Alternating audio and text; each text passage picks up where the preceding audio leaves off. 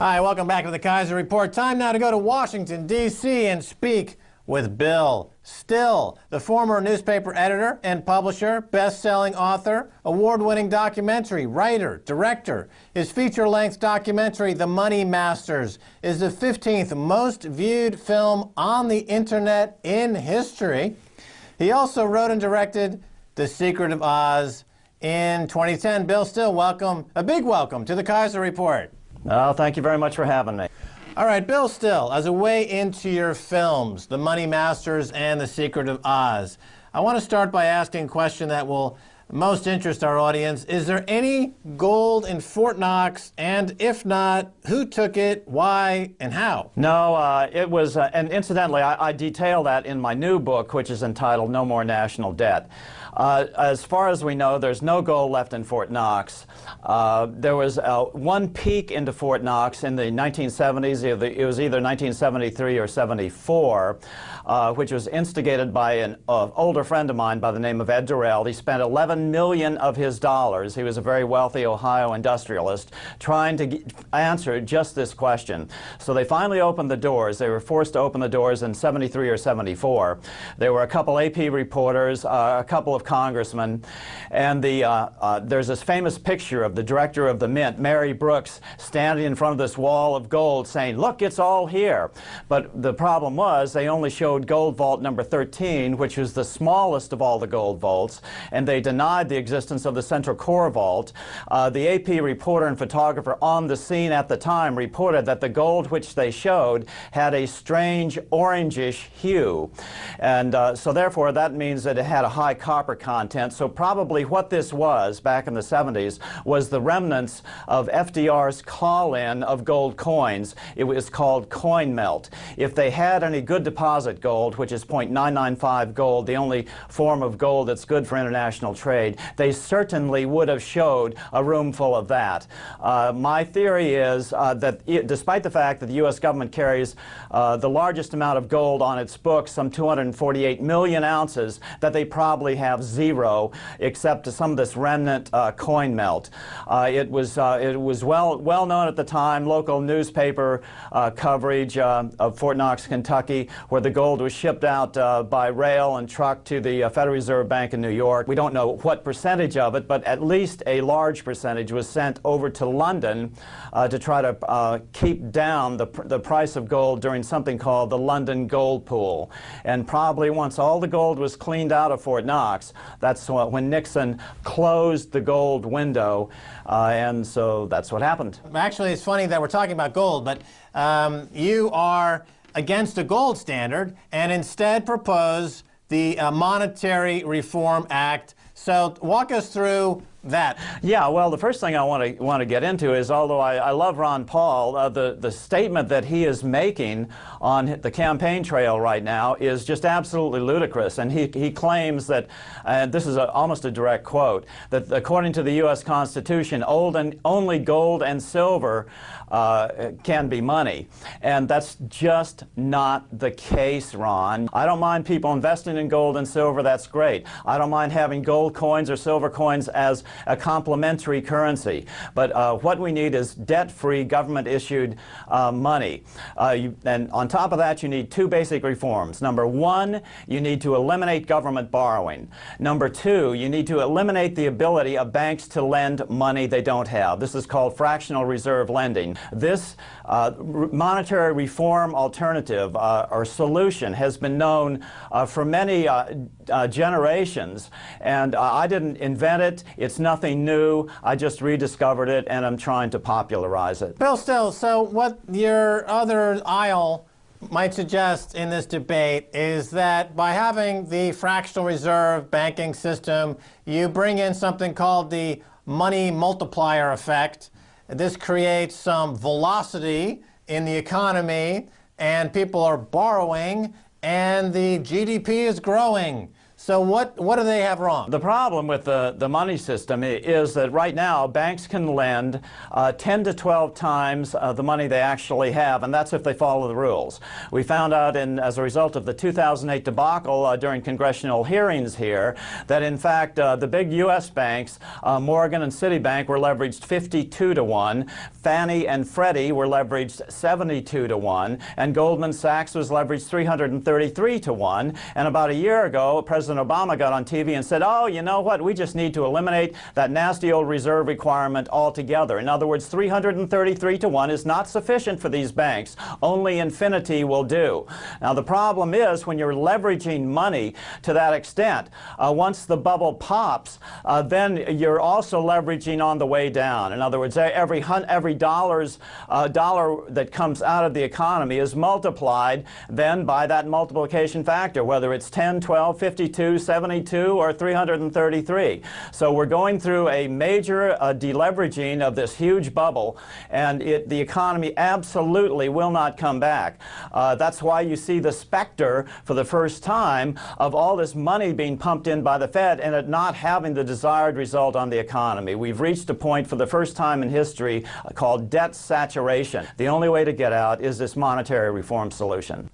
Right, you mentioned Ron Paul, and he calls gold and silver the only constitutionally recognized form of money. You're saying that's not really necessarily true, and it brings up these ideas and questions about how money is created in the economy, the relationship in particular between the Treasury and the Federal Reserve Bank. This seems to be the most pernicious and weakest point in the U.S. economy for certain. Could you walk us through how that works in terms of the difference between, let's say, the Treasury just issuing its own money? First, let's back up a little bit. You said it's not necessarily true. It absolutely is not true, and that's according to no less than 3 Supreme Court decisions. The problem with the Federal Reserve is it merely because it operates under this name, the Federal Reserve System, it's a very thin veneer of a lie, and that's all it is, that the Fed is actually part of the government. And it's designed to make people think that the government is actually controlling or watching over the big banks, when in fact you and I know that there's a revolving back door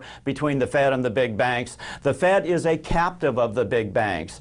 The Fed does not create any money, with the exception of QE1 and 2.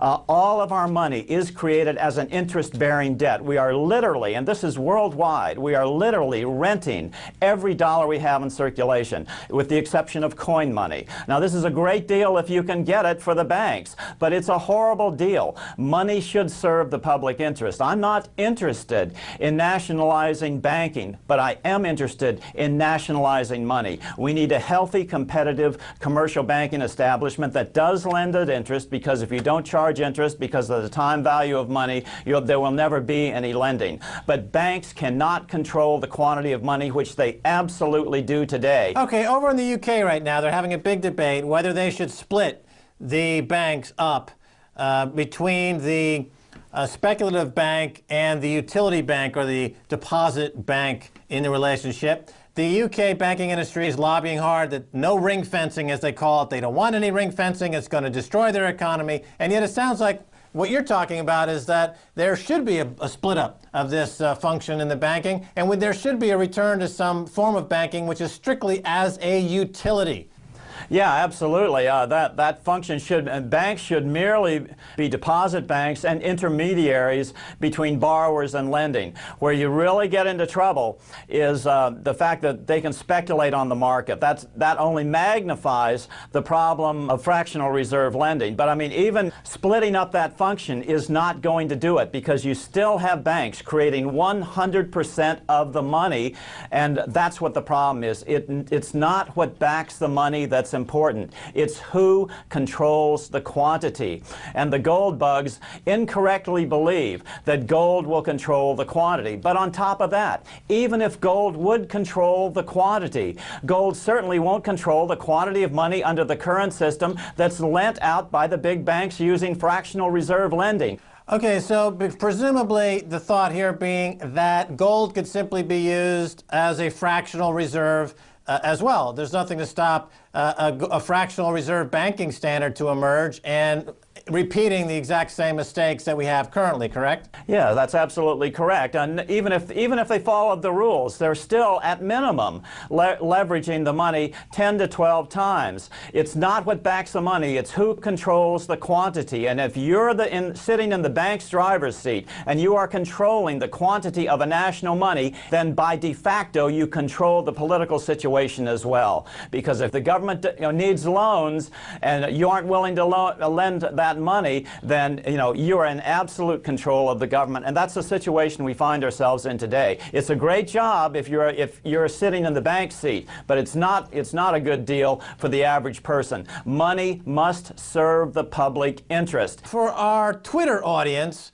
who twittered these questions to Max Keiser's Twitter account, a couple of questions. One from VIM Trading. The question is, say Ireland implemented a debt-free money supply, how would Bill Still propose it should be protected from banksters and speculators? Well, I mean, this is the basic function of government. You either believe that we the people are capable of self-governance, or you don't. And I believe that the reason governments worldwide are seemingly no longer responsive to the voting electorate is because they no longer own the money power. The banks own the money power. So step one is to take back the money power, and then that will allow government freedom from this banker class, or to a much greater degree in any case.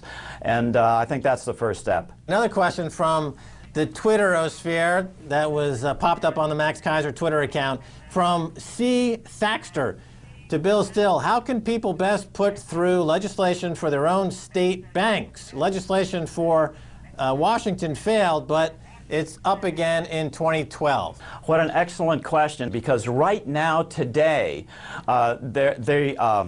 the State Bank of California, a study bill, actually made it through both the upper and lower house of the California Assembly and now sits on Governor Jerry Brown's desk for signing.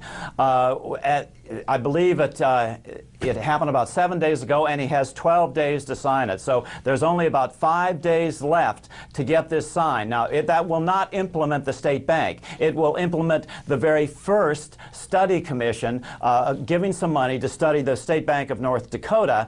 And so everybody in California needs to besiege Governor Brown's office at this point. So yes, this can happen, and the first step is to draft legislation so that your state legislatures can apply money to study the Bank of North Dakota model, and they're perfectly willing to help any state.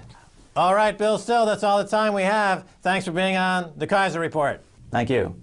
All right, and that's going to do it for this edition of the Keiser Report with me, Max Keiser, and Stacey Herbert. I want to thank my guest, Bill Still, the director of The Secret of Oz. If you'd like to send me an email, please do so at keiserreport@rttv.ru. Until next time, this is Max Keiser saying bye, y'all. 73 or 74. There were a couple AP reporters, a couple of congressmen, and there's this famous picture of the director of the Mint, Mary Brooks, standing in front of this wall of gold saying, "Look, it's all here." But the problem was they only showed gold vault number 13, which was the smallest of all the gold vaults, and they denied the existence of the central core vault. The AP reporter and photographer on the scene at the time reported that the gold which they showed